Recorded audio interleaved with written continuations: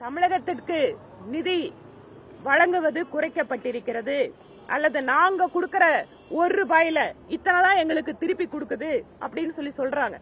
₹1 மாநில அரசுக்கு என்ன வருவாய் வரணுமோ அதை எங்கேயும் குறைக்கல. எல்லா மாநிலத்துக்கும் கொடுக்கிற வரி வருவாயை அப்படியே பகிர்ந்து கொடுக்கிறோம்.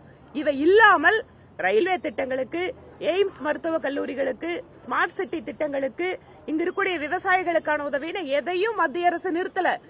கேட்டால் பாஜக ஆட்சி செய்கின்ற மாநிலங்களை விட அதிகமான நிதி தமிழகத்திற்கு தான் கொடுக்கப்பட்டு வருகிறது. இவங்க சொல்ற ஆர்குமெண்ட் வச்சு பாடி பாத்துட்டா கூட நாங்க அதிகமா நிதி கொடுக்கிறோம், எங்களுக்கு நீங்க அதிகமா கொடுங்கன்னா கொங்கு மண்டலம் அதிகமாக தமிழகத்திற்கு வரி வருவாய் கொடுக்கிறது. கோவை பகுதி அதிகமாக நிதி கொடுக்கிறது. நாங்க தான் அதிகமா வரி கொடுக்கிறோம். கோயம்புத்தூர்ல இருந்து இன்றைக்கு தமிழக அரசுக்கு அதிகமான வருவாய் ஈட்டிக் கொண்டிருப்பது கோவை, ஈரோடு, திருப்பூர் மாதிரியான மாவட்டங்கள். இங்க இருக்கக்கூடிய விமான நிலையத்திற்கு கூட இவங்க முன்னேற்றுவதற்கு அல்லது அதை மேம்படுத்துவதற்கு எந்த வேலையும் செய்யல. அப்ப நாங்களும் கேட்கிறோம், கோயம்புத்தூர்ல கொடுக்கிற வரி வருவாய அப்படியே முழுசா எங்களுக்கு திருப்பி கொடுங்க. ஏன் கோயம்புத்தூரோட, திருப்பூர், ஈரோடு மாதிரி மாவட்டங்களோட வரி வருவாய் எடுத்து நீங்க மத்த மாவட்டங்களுக்கு செலவு பண்றீங்க அப்படிங்கறத நாங்களும் கேட்க முடியும். எங்க வளர்ச்சி வேண்டுமோ, எங்க ஏழை மக்கள் துயரப்படுகிறார்களோ, எங்க நாம் கை கொடுத்து மக்களுக்கு முன்னேற வேண்டுமோ அங்கெல்லாம் அந்த மக்களை அவர்களுடைய வாழ்க்கையை மாற்றுவதுதான் ஒரு அரசாங்கத்தினுடைய வேலையாக இருக்க முடியும். ஆர்பி உதயகுமார் என்ன சொல்லியிருக்காருன்னா, அண்ணாமலையில அவருடைய அப்பா வந்தாலும் அதிமுக அழிக்க முடியாது, அதிமுக அழிக்க பாஜக முயற்சி பண்ணதுன்னு ஒரு குற்றச்சாட்டு வச்சிருக்காரு. ஒரு கட்சியை அழித்து இன்னொரு கட்சி வளர வேண்டும் என எந்த கட்சியும் நினைக்காது. பாரதிய ஜனதா கட்சியும் நாடு முழுவதும் எங்களோடு எத்தனையோ கூட்டணி கட்சிகள் எல்லாம் இருந்திருக்கிறார்கள். எங்கேயும் இந்த கட்சியை அழிக்கிறதுனா அப்போ அது ஏன் அப்படி அவர்கள் புரிந்து கொண்டிருக்கிறார்கள் என்பது அர்த்தம் அல்ல. எங்களுடைய கட்சியை நாங்கள் வளர்த்துகிறோம் என்றால் அடுத்த கட்சியை அழிப்பது அப்படிங்கிறது பொருள் அல்ல. இது ஒரு தவறான அந்த எண்ணத்துல அவங்க பேசுறாங்க போல இருக்கு. அதே சமயம் ஒரு கவுன்சிலரா கூட ஜெயிக்கல, அப்படிங்கிற மாதிரியான ஒரு யாராக இருந்தாலும் தனிப்பட்ட தாக்குதலை நான் ஒருபோதும் ஒத்துக்கொள்வதில்லை.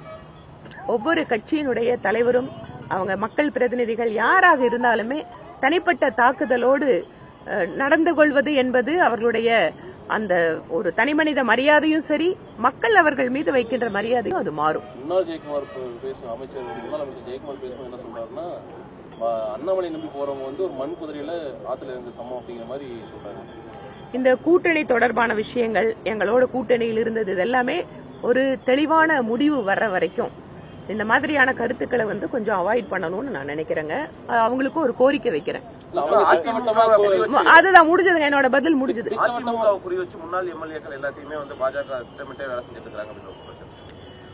யார் கட்சியில சேர்றாங்களா, அந்த முந்தா நேத்து காலையில சேர்ந்தது போது அதுல டிஎம்கேல இருந்து ஒருத்தர் வந்திருக்காரு. அது ஒரு கட்சின்னு இல்ல, யார் எங்களோட சேர்றனாலும் நாங்க சேர்த்திக்கிறோம், அவ்வளவுதான். உங்க வீட்டுல தாத்தா பாட்டி இருக்காங்க, அவங்க எல்லாம் செயலற்றவர்களா? இது என்ன பார்வை இதுங்க? எந்த வயதுக்காரங்களா இருந்தாலும் அவங்க ஏதோ ஒரு விதத்துல பங்களிக்கிறாங்க. அவங்களுடைய அனுபவம் இருக்கு, அவர்களுக்கு இருக்கிற தொடர்புகள் இருக்கு, அவர்கள் கட்சியில பணியாற்ற விதத்தை பற்றி எல்லாம் இளைய தலைமுறைக்கு சொல்ல முடியும். அதனால் வயதை காரணம் காட்டி எந்த ஒரு, அது எம்எல்ஏ எம்பின்னு கூட சொல்ல வரல, வயதை காரணம் காட்டி யாரையுமே இழித்து பேசுவது அப்படிங்கிறது ரொம்ப அவமானகரமானது. அதை பண்ணக்கூடாது. அதிமுக தலைவர்கள் தொடர்ந்து பாஜகவுடைய தலைவர் அண்ணாமலை மீது கடுமையான வார்த்தைகளால விமர்சிச்சிருக்காங்க. கடுமையான வார்த்தைகளால் விமர்சிக்க கூடாது என்பது எங்களுடைய கருத்து. கடுமையான வார்த்தைகளால் விமர்சிச்சாலும் நேற்று ஆர்பி உதயகுமார் லேகியம் மிக்கிறவர் அப்படிங்கிற வரைக்கும் சொல்லிட்டாரு. அதுதான் நான் சொல்லிட்டேன், கூட்டணிக்காக வேணா அமைதியாக போறதா ஒரு குற்றச்சாட்டு இருக்கு. இல்லைங்க, நான் தான் சொல்லிட்டேன்ல, தனிப்பட்ட தாக்குதல் அது யாராக இருந்தாலும் கண்டிக்கத்தக்கது, அதை ஒத்துக்க முடியாது.